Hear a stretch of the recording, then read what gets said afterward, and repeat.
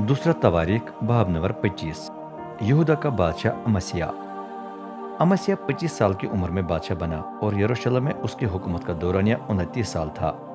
उसकी माँ यहोअदान यरूशलेम की रहने वाली थी। जो कुछ अमस्या ने किया वो रब को पसंद था, लेकिन वो पूरे दिल से रब की पैरवी नहीं करता था। जो ही उसके पाँव मजबूती से जम गए, उसने उन अफसरों को सजाई मौत दी जिन्होंने बाप को कत्ल कर दिया था, लेकिन उनके बेटों को उसने जिंदा रहने दिया। और यूं मूसवी शरीयत के ताबे रहा, जिसमें रब फरमाता है, वालिदैन को उनके बच्चों के जराइम के सबब से सजाई मौत न दी जाए, न बच्चों को उनके वालिदैन के जराइम के सबब से। अगर किसी को सजाई मौत देनी हो तो उस गुनाह के सबब से जो उसने खुद किया है। उदुम से जंग।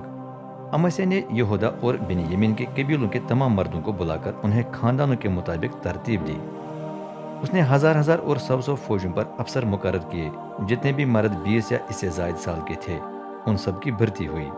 इस तरह 3 लाख फौजी जमा हुए। सब बड़ी ढालों और नेजों से मुसल्लह थे।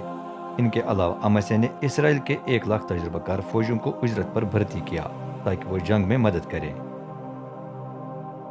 उन्हें उसने चांदी के तकरीबन 3400 शेर दिए। लेकिन एक मर्द खुदा ने अमस्या के पास आकर उसे समझाया, बादशाह सलामत, लाजिम है कि ये इसराइली फौजी आपके साथ मिलकर लड़ने के लिए न निकले, क्योंकि रब उनके साथ नहीं है, वो इब्राहिम के किसी भी रहने वाले के साथ नहीं है। अगर आप उनके साथ मिलकर निकलें ताकि मजबूती से दुश्मन से लड़ें, तो खुदा आपको दुश्मन के सामने गिरा देगा, क्योंकि खुदा को आपकी मदद करने और आपको गिराने की कुदरत हासिल है। अमस्या ने एतराज किया, लेकिन मैं इसराइलियों को चांदी के 3400 शेर अदा कर चुका हूँ, इन पैसों का क्या बनेगा? मर्द खुदा ने जवाब दिया, रब आपको इससे कहीं ज्यादा अता कर सकता है। चनाचे अमस्या ने इब्राहिम से आए हुए तमाम फौजों को फारिग करके वापस भेज दिया, और वो यहूदा से बहुत नाराज हुए। हर एक बड़े तेज में अपने अपने घर चला गया। तो भी अमस्या जुरत करके जंग के लिए निकला। अपनी फौज को नमक के वादी में ले जाकर उसने उदुमियों पर फतह पाई। उनके 10,000 मर्द मैदानी जंग में मारे गए। दुश्मन के मजीद 10,000 आदमियों को गिरफ्तार कर लिया गया। यहूदा के फौजियों ने कैदियों को एक ऊंची चट्टान की चोटी पर ले जाकर नीचे गिरा दिया। इस तरह सब पाश पाश होकर हलाक हुए। इतने में फारिग किए गए इसराइली फौजियों ने सामरिया और बैत होरोन के बीच में वाक़ा यहूदा के शहरों पर हमला किया था। लड़ते लड़ते उन्होंने 3,000 मर्दों को मौत के घाट उतार दिया और बहुत सा माल लूट लिया। अमस्या की बुत परस्ती। उदुमियों को शिकस्त देने के बाद अमस्या सईर के बाशिंदों के बुतों को लूट कर अपने घर वापस लाया।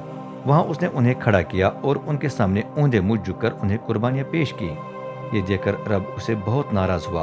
उसने एक नबी को उसके पास भेजा, जिसने कहा, तो इन देवताओं की तरफ क्यों रुजू कर रहा है?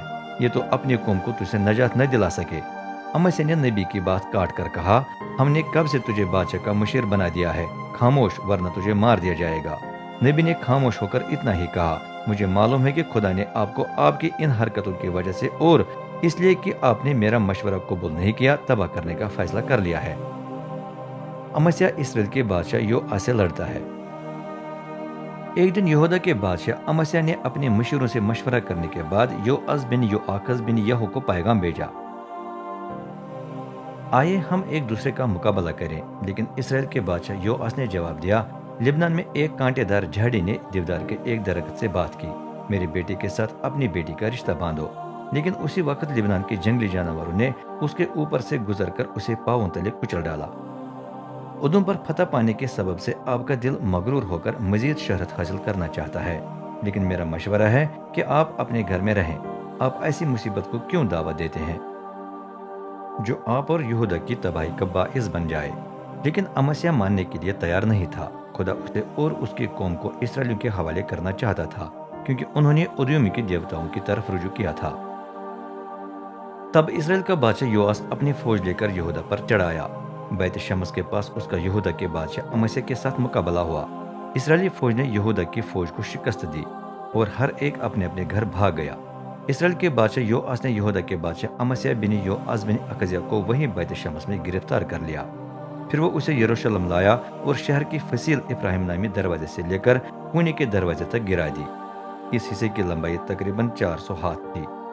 जितना भी सोना, चांदी और कीमती सामान रब के घर और शाही महल के खजानों में था, उसे उसने पूरे का पूरा छीन लिया।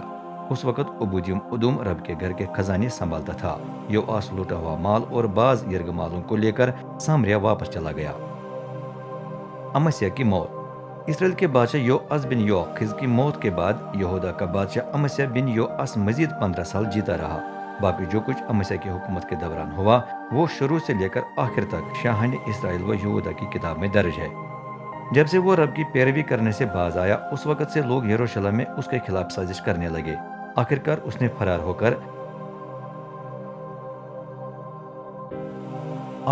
نے فرار ہو کر لکیس میں پناہ لی، لیکن سازش کرنے والوں نے اپنے لوگوں کو اس کے پیچھے بھیجا اور وہاں اسے قتل کرنے میں کامیاب ہو گئے۔